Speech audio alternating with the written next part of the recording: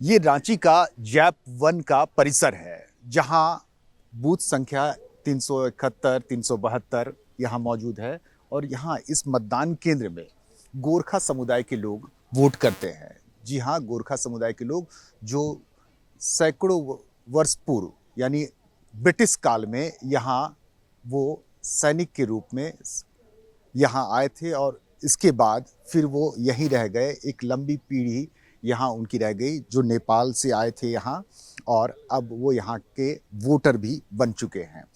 अब इस 2024 के मतदान के दरमियान इनकी अच्छी खासी तादाद जो इनके इस इलाके में बस गई है, इस कॉलोनी में, जैप 1 परिसर के क्वार्टर्स में, कॉलोनी में ये बस चुके हैं और मतदान में बढ़ चढ़ कर हिस्सा लेते हैं।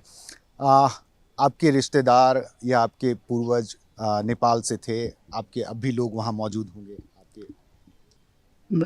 ब्रिटिश शासनकाल में हमारा हिंदुस्तान देश का, भारतवर्ष का जितने भी लोग थे फौज में थे, तो वहाँ से आपका विभिन्न इसका परिवर्तन होते गया। पहले गोरखा वाहिनी थी, फिर इसी तरह से देश आज़ाद होने के बाद में हमारा ये बिहार से ताल्लुक़ होने के कारण से ये बिहार पुलिस में इनको गिना गया। उसके बाद में हमारा ये कन्वर्ट होकर झारखंड अलग हुआ, उसके बाद में फिर झारखंड हुआ। इसी तरह से परिवर्तन होते होते आज हमारा ये एक कौम यहाँ हम लोग का कम से कम आज का डेट में रिटायर होने के बाद में अभी जो बहाली हुआ परसेंटेज होने के बाद में भी लगभग यहाँ 30-40 हज़ार वोटर्स हमारा बनता है। अच्छा, तो कैसा लगता है कि एक दूसरे देश के निवासी और भारत के वोटर्स बन गए हैं, या कह सकते हैं अब वो भारत के ही निवासी हो गए हैं, क्योंकि भारत की आंतरिक सुरक्षा से लेकर बाह्य सुरक्षा तक आपका योगदान होता है? देखिए, जिस तरह हमारा गवर्नमेंट का पॉलिसी है, नेपाल एक स्वतंत्र अभी देश है, तो नेपाल देश होने के बाद में हमारा भारत के साथ भी अच्छा ताल्लुकात है। हमारा यहाँ पर जो अभी जो बहाली का सिस्टम था थोड़ा सा चेंजिंग हुआ है पॉलिसी में। पहले से जो होता कि गोरखाओं का बहाली होता था, अभी नहीं हो रहा है। लेकिन हम लोग चाहते हैं कि उसी तरह से पुनः जिस तरह से पहले बहाली हुआ था उसी तरह को लागू करें, उसी तरह से कंटिन्यू करें, जिससे हमारा भविष्य सुनिश्चित रहे, हमारा आने वाला पीढ़ी जो है भी सुनिश्चित रहे कि हमारा यहाँ योगदान है, हम यहाँ खुशहाली के साथ रहे। और इसी तरह से एक हम लोग का भी सोच रहता है। गोरखा समुदाय के कुछ और लोग भी हैं जिनसे हम बात करते हैं। क्या नाम हुआ आपका? मेरा सागर छेत्री। सागर जी, नेपाल के होने के कनेक्शन होने के बाद भी भारत में रहना और भारत के लिए वोट करना कैसा लगता है? अच्छा लगता है, बहुत अच्छा लगता है।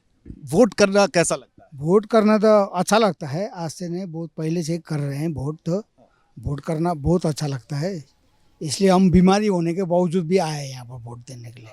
क्या बात है। सर, आप क्या करते थे? सर हम यहाँ मतलब जैप 1 में थे, तो हम अभी हाल ही में रिटायरमेंट हुए हैं। आप तो आपने वोट करवाया भी, आप वोट दे भी रहे हैं, और आपको अपने घर की याद आती है, यानी नेपाल की कुछ जहां आप कभी रहे होंगे? तो याद तो आती है सर, जब विशेष करके जो है सर, हम ये नौकरी के दौरान में मेरा जो फर्स्ट ये जो मतलब ये वोट है। अच्छा, तो वो भी रिटायरमेंट के बाद वोट का? रिटायरमेंट के बाद, इसलिए कि हम मतलब रहते जंगल में, बाहर कंपनी में, तो बाहर तो मतलब दे नहीं पाते हैं, तो हम तो बहुत मतलब खुशी लगते हैं कि हम पहले बार हम मतलब ये वोट दिए हैं। चलिए, क्या बात है। आप अपने इलाके की, अपने यहाँ रहना भारत कैसा लगा? अच्छा लगता है, अच्छा लगता है। अब छोड़ के जाने का मन नहीं करता है। आपके बच्चे भी यहीं काम करते हैं? जी जी। फिर भी आप अपने गोरखा समुदाय के लिए भारत में कुछ लगता है, कुछ कहना चाहते हैं कि कुछ डिमांड हो आप लोगों की कि कुछ अच्छा क्या, सब अच्छा हो, अच्छा से वोट हो, सबका मतलब जो भी अच्छा बने ना, सुख सुविधा रखे।